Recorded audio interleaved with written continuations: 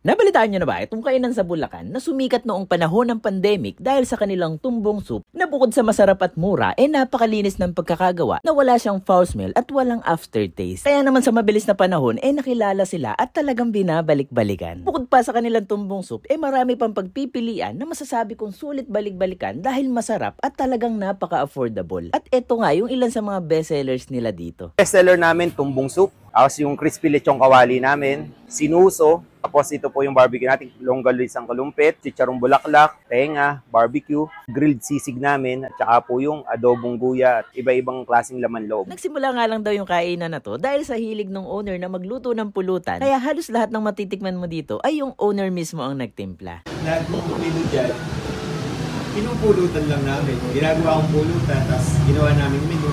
Ayun, nagustuhan naman yung banta. Literal na feel at home ka rin dito dahil mismo bahay yung dining area nila na pwede kang kumain sa labas, sa terrace at maging sa sala ng bahay nila. Ito nga pala ang House of Tumbong Soup na nagsimula sa Bustos, Bulacan at ngayon matatagpuan na sa JP Rizal Street, Barangay San Jose, Baliwag, Bulacan. Sa tabi lang sila ng Makapagal Advertising at malapit din sa Meralco at DV Mart. Kung hahanapin nyo sila sa Waze, search nyo lang yung katabi nilang establishment na Makapagal Advertising. Open nga pala sila dito araw-araw from 8 AM to 12 midnight at pagdating naman sa dining area nila hindi ganong kalakihan na sa tansya ko kayang mag-accommodate ng at least 40 to 50 persons. Ito nga pala yung menu nila na merong mga solo orders at good for sharing na lahat budget friendly. At kung sa lasa naman yung pag-uusapan, hahayaan ko na yung madlan na sila ang humusga. Sobrang sarap. Grabe.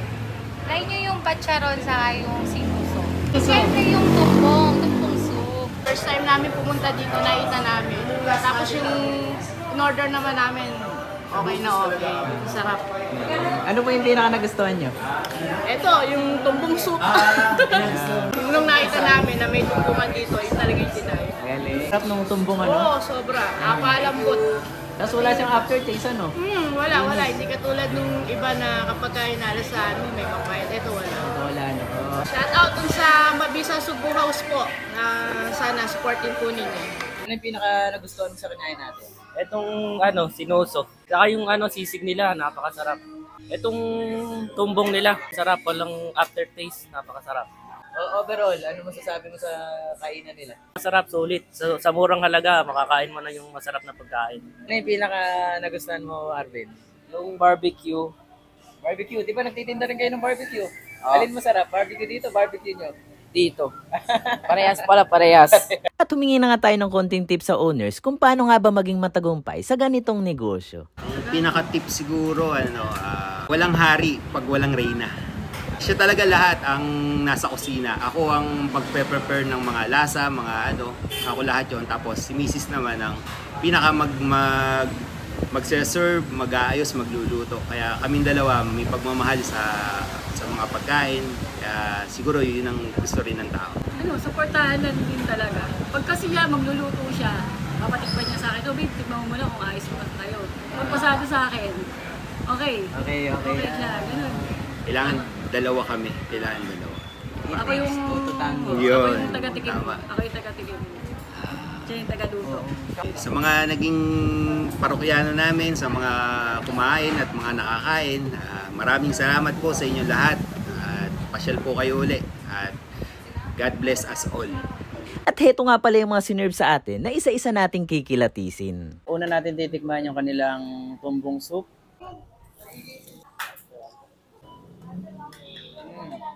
Ang lambot tapos walang aftertaste yung tumbong. Sarap. So, try natin itong sinuso daw.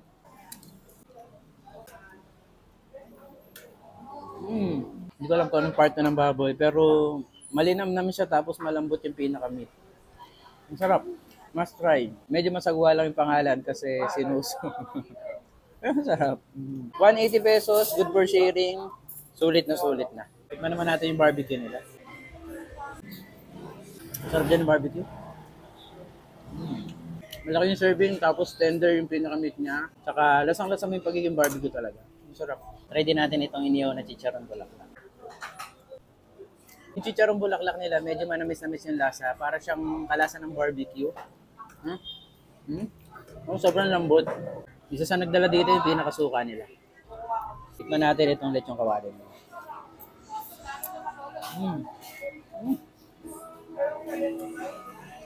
Whoop! Para siyang crispy pata. So, hindi basta-basta yung luto nila dito. Yung expect na ganito yung malalasahan ko dito. Guys, sa 65 pesos, sobrang sulit na nung lechong kawali nila. Tingnan natin yung sisig nila. May konting alat, tapos mas nangingibabaw yung asim. Tapos lasang-lasa mo yung sibuyas. Try naman natin itong adobong luya at tohong nila. Lambot. Hindi ko alam kung may luya to pero parang may nalalasahan ako ng luya. Siguro papatanggal ng lansa nung laman loob. Sarap din.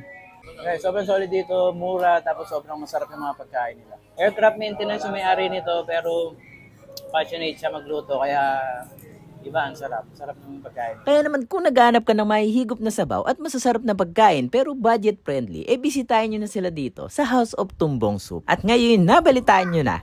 Alam nyo na yung susunod na gagawin. Hanggang sa muli! Salamat mga ka-food trip.